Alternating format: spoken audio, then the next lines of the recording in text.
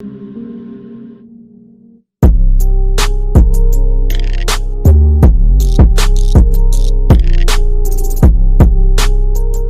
is good, everyone, and welcome back to another episode of the WeSportin Podcast. And I got a new guest today. I have SneakyG, man, from TikTok.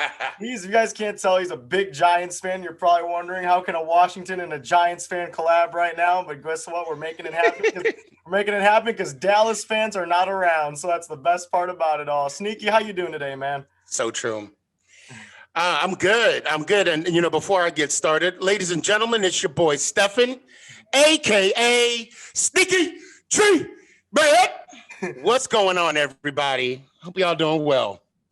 Yes, sir. Yes, guys. SneakyG. He's very known on TikTok. If you guys seen his TikToks, I'll leave the link in the description for the TikToks. So make sure you go check him out. Let's get him to 20K followers on TikTok. By the way, Sneaky just hit a 1K Oh, that'd be awesome. Yeah, 1K subs on YouTube. Congrats to Sneaky on that one, guys. SneakyG getting 1K. How was that? Thank you for that. But also, I got to share that congratulatory with all the OGs of the SneakyGs, the faithful, I call them. It's because of them all of this is possible. Awesome community that we built together, and I mean they show me a lot of love, and I just reciprocate it right back to it. It's amazing. Feat. And if I may, real quick, I got to give a shout out to Zone. I don't know if you saw it on TikTok. I actually thought he was talking about him, telling me that he reached 1,000, but I thought it was towards TikTok. And then when I read more into it, I was kind of in shock. So I thank Zone for bringing that to my attention. I was actually on that live when you hit the 1K. Are you serious? Yeah, okay. That live. I saw your reaction, man. That was one of the greatest reactions I've ever seen. And I got to let everybody know, I do love my son. I love Nicholas with every being in my body. I treat him like that because that's how we are together.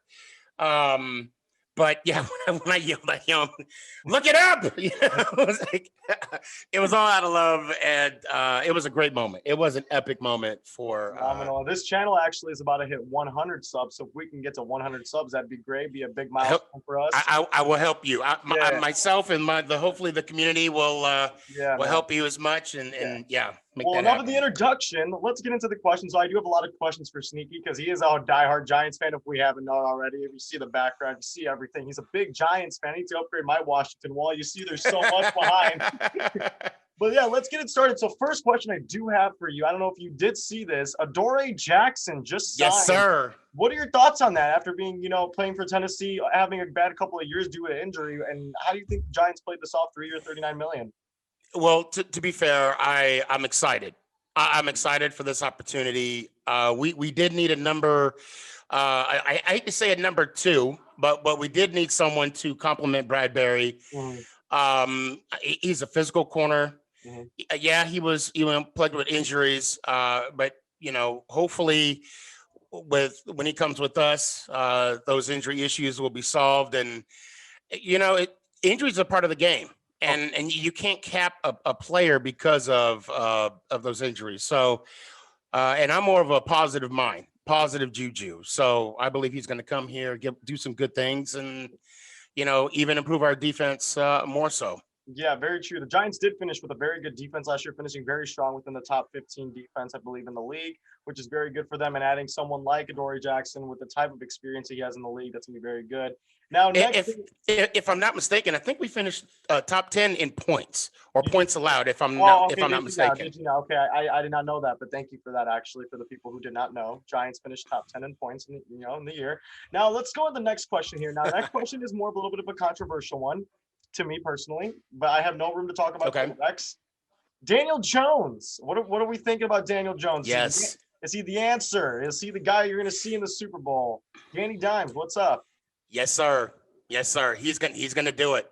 I believe it. I believe he's gonna be one of, he's gonna be in the lines of Phil Simms, Jeff Hostetler, and Eli Manning. Wow. Obviously, that's what I want to project for him.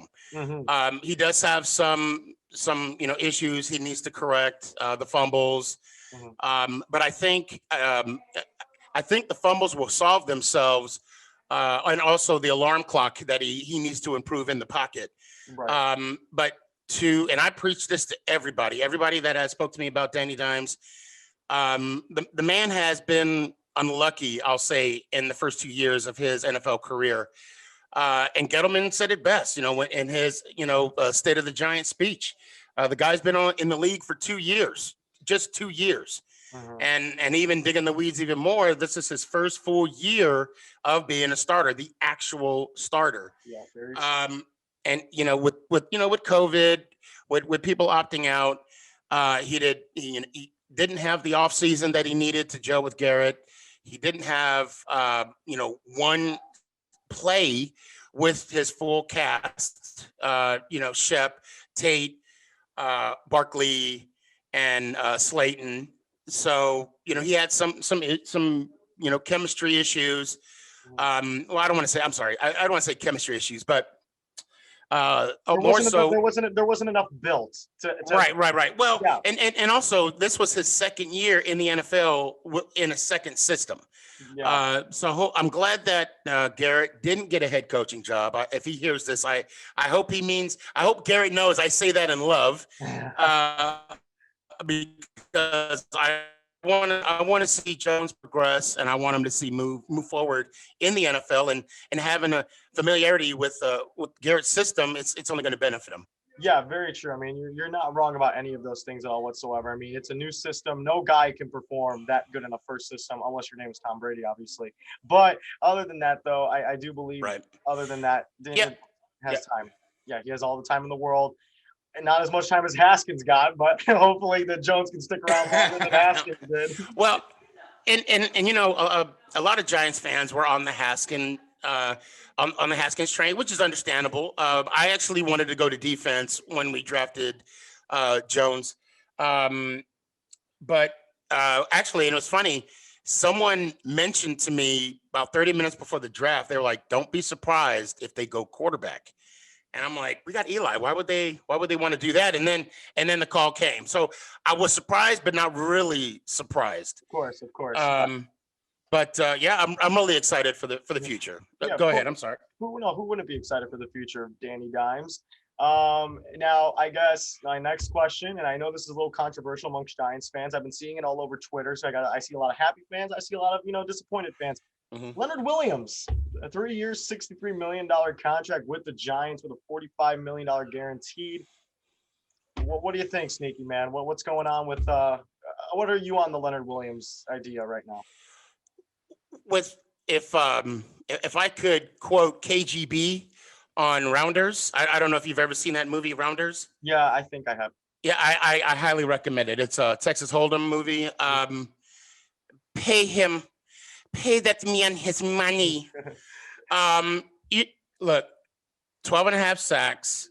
He had 40 plus rushes. We're not going to replace that overnight. No. We're not going to, so I'm okay with it. And you kind of have to be, because it's not like he's going to give any of that money back. No. I don't have the contract in front of me. I have it right here, actually. Was it like 40 guaranteed? How much of it was guaranteed? It was 45 million guaranteed. 45, yeah. Okay. On a $22.5 million signing bonus, and an average annual salary of $21 million. And his base salary going into 2021 this year will be $3.5 million, due to him being on the contract still that he had, I believe, when he was drafted. Right. I believe he was extended. But my thing is, he was also franchise tagged. So now, how much money is he really getting right now? I mean, is he getting the tag money and the contract? Well, as of right now, he's getting that 45 mil guaranteed. I mean, that's guaranteed. So, at the least, he's going to get that. Now, granted, the cap hit is only going to hit us at 11 mil, and 26.5 for the next 2 years. Yeah. But again, the presence that he brings and the improvement he had from year one to year two, I mean, it's unmeasurable. Now, he has to be consistent. Yes. Because if you have people like me that's going to defend that money, You got to be consistent. Yeah. So that's what I'm hoping, and which I know he'll do. I'm not worried about that at all. I will say Leonard Williams, one of the most underrated pass rushers I've ever seen in the NFL. One of the most underrated. After being, I believe he was traded from the Jets to the Giants. Didn't really have to move anywhere. Kind of just had to move the apartment a couple miles down the road. But right. I mean, at the same time, I mean, Leonard Williams, very underrated, was drafted 6th overall by the Jets. I mean, I believe now the Giants are giving him the chance to succeed. He has his money. Let's see what he does now. We're basically saying, okay, now lead this defense. Yeah, lead that D line with Dexter Lawrence. I know David Tomlinson did leave you guys a free agency for the Vikings. Yep, he did. Yeah. So they look to the Giants to draft wide defensive tackle, maybe even. I know we're going to talk about the draft later, so I'll pause. Yeah, we'll discuss the draft in a little bit. Now, okay. I know what Sneaky wants to get into, and he's happy to hear it. Kenny Golladay signed a 4 year, yes, sir, $2 million. Yes, sir. You know what I'm gonna do? I'm gonna just sit back. I'm gonna sit back, and you. Woo! That's we needed a number 1 wide receiver. Yeah. Now, earlier I talked about Nick and how I love him. This is kind of what he does. I tell him not to. This is Nick. This is not a show. This is an interview. So if you cannot be rude, don't. I'm gonna keep that in the video just so you guys can see the experience. Love that. I don't know why are you doing that now? And he doesn't bother me at all until he sees the light go on, me talking. What's going on, everybody? When he hears that, it's your boy Stefan. Okay, Nick. Hey. It's 100% okay, man. I know your fans are used to it. Are you done? Are you done? Okay, thank you. I know your fans are used to it, so I'm going to keep it in there, and I'm not going to even let it out. I know this is something that the community gets to see every time they see you. But now, let's get back on the topic. Kenny Golladay. Yes. Kenny Golladay. Oh, now, yes. I do have one question also to add on. Now, Kenny Golladay, he did sign the 4 year, $72 million deal, but what are your thoughts on the injury aspect of him having last season with struggling with that hip injury all season long? How do you believe you guys overpaid a little bit, or do you guys think this was kind of a good deal? Now, what are your initial thoughts when you first heard about it? Well, overall, if the Giants organization is going to pay him that much money, and I think maybe this was the hesitation. They were waiting on the results of the physical. Mm-hmm. They must be aware of the issues, of the hip, but they're also aware of what he can bring to the table. Of course. Everybody in the NFL, all 32 teams, your mama knew, my dad knew, my wife knew, my kids knew that the Giants needed a number 1 wide receiver. Very true. And everybody was asking me in the beginning, do I want Golladay? Do I want Robinson? And I was leaning towards Robinson. I was like, let's go for Robinson. But then the more and more I was looking at Golladay, keeping in mind of the injury issues and just the way he takes to the game, the way he plays.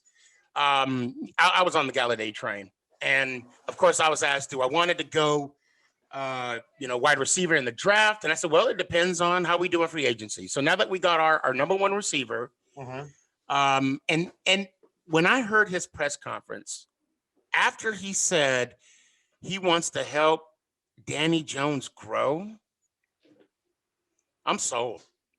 I'm all in. I'm all in. Yeah, I mean, that's awesome. I mean, seriously, that's Kenny Golladay being one of the better, elite, very tall receivers, a 6'4" guy who can succeed. I mean, that's going to be someone I think Danny Dimes did need. Obviously, they do have Darius Slayton. They do have who's the other guy that you guys Shepard. Sterling Shepard. Yeah, but Sterling Shepard had a little injury here and there last season. Yeah, but last season in the beginning, but when he got back on the field, he balled out. Oh yeah, I want everybody to know that Shep balled out. From not last season, season before last. Yeah, he had a little injury issue, but this season he laid it on the line, and I'm thankful for what he was able to produce on the field this year. Yeah, and now we're gonna go back on the defensive side. I got 2 more questions from my boy, Okay. Mr. SneakyG. Now, James Bradberry. Now we all know James Bradberry is a former corner for the Carolina Panthers, but now have been a corner for the New York Giants. Now, this is a hot topic question, and I want Mr. SneakyG to answer it personally as a Giants fan. SneakyG, is James Bradberry a top 10 corner? No. Really? Not at all. Wow. He's a top 5. Oh, top 5. Top 3. top. I mean, what? That's not even a question. Bradberry brought something to this team that we were lacking. And I'm going to tell you, we're out here in Dallas. We moved here October of 2018. 2019 was my first game going to the AT&T Stadium. And if you remember, that's when we drafted Baker. That was our rookie. And I'm not going to get into what, his situation was, how it all played out. But I will say this. When the Giants played the Dallas Cowboys, which was one of Eli's last games that year, which yes, I do miss Eli. Dak's uniform was clean the whole game. And there was no physicality whatsoever when it came to the DBs. And I don't mean to insult. I'm just telling it like it is. Bradberry changed that. Logan changed that. Martinez, all the pickups that we had changed that last year. Xavier McKinney too, very underrated free safety on the Giants too. Xavier McKinney. Yes. Very underrated. Yes, McKinney. Yep. Oh, yep. Oh, and it's funny you said McKinney. Gettleman, he should get a scratch and sniff sticker for the draft he had last year. Oh, he had a phenomenal to get draft. Thomas and oh my God. I can only imagine what the sequel's going to bring this year for the draft. So obviously second place to the Washington football team, who had an amazing draft. I mean, we could talk about that here in a little bit as well. Oh, we can. All right. So you think Bradberry's a little top 10 corner? That's amazing. Top 5, top 3. You said. Now, my last question before we get into our little Washington Giant debate that I know everyone's probably really excited to see. Where do you see the Giants sitting at record-wise next year? I mean, do you see them being? Because me personally, I believe the division does come down to the football team, the Giants, and maybe the Cowboys. I know it comes down to that. So who do you see? And what record do you see your Giants finishing next year? So I'm the wrong person to ask that question. I'm the type of person to tell you that we're going to go 16-0. Oh, because I look at it as the player. I look at it as a football player. No, I'm not an NFL athlete. Never even sniffed the draft whatsoever. But I'm not going to come here or anywhere and say, okay, we're going to win this game. We're going to win this game. No. Like Judge said in his exit speech last year, we have 16 opportunities. And that's how I look at it. Next year, we have 16 opportunities. We're going to capitalize on those opportunities. Wins, losses, they come, they go. But and to be fair, I say this to everybody. I just can't. I can't sit here and say 9-7. We're going to go 8-8. We're going to go 11-5, 12-4. I just can't do that. I can't do that. You're more optimistic than to doubt yourself. You're more optimistic on that end, and that's good to be like that. It really is good to be like that. And I mean, you say your Giants can finish 16-0, and I'm obviously going to keep that record to myself, personal to myself, because I don't want to hear and say anything to myself how I think Washington's going to do. But now let's get into the fun part of the episode where we get here and just debate. Okay. Because right now, I think that I think we can do it. So I do have 2 debates on my phone that we can discuss. Okay. We have one: who is going to finish better on offense next year, Washington or the Giants? Okay. So what's our time length? We have about we'll do 3 minutes each. We'll do 3 minutes each. Okay. Also, the timer. I'll set the timer for you. Give me a second. Okay. Ready, set, go. Well, I'm definitely going to say the New York Giants are going to finish on top on offense. And the reason being, obviously, the addition to Galloway. Mhm. I'm sorry, Golladay. I mean, he's going to play a key role. He's going to give us that deep threat. And also Ross as well, even though he is going to be primarily used as a returner. Um, he's also another addition as a deep threat. Mhm. Now, I'm betting on the success of Saquon Barkley. Mhm. The interviews I'm seeing, the workouts, the work that he's putting in, he's hungry. He believes that he has a story that needs to be told, Mhm. and he's going to tell that story next year. Very I could honestly sit here and tell you I believe he's going to run for 3,500 yards. Okay, but honestly, yeah, that is a stretch. I get it. Okay, so 3,400. 2,500 to be exact. No, 35, 499 yards. No, I'm kidding. But I do see him running for 1,000 yard plus, and also and betting that we do keep Gallman and Morris, even though they might be on the chopping block. I think with their contribute to the running game, it's only going to make our team even better.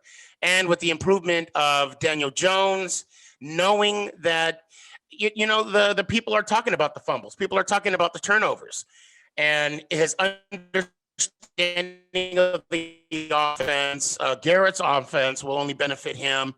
And I'm hoping that Evan Ingram plays a less of a role in the offense this year because of the liability that he caused us last year at 11 interceptions. He caused 6 of them.